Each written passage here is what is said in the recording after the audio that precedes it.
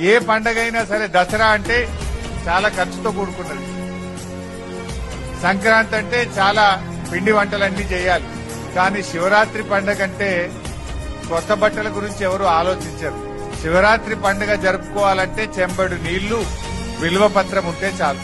శివుడికి బిల్వపత్రం అంటే అత్యంత శ్రేష్టం.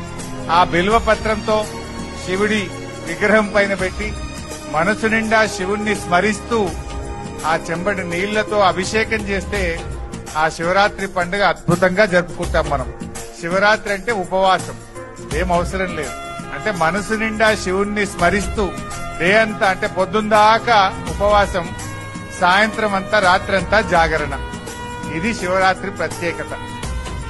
ఒక రకంగా పొద్దుందాకా ఉపవాసము, రాత్రంతా జాగరణ చేయడం ద్వారా అంటే మన అలవాట్ల మీద ఒక రకంగా మన శరీరాలను బాగు చేయడానికి కూడా శివరాత్రి పండుగ పరోక్షంగా ఉపయోగపడుతుంది.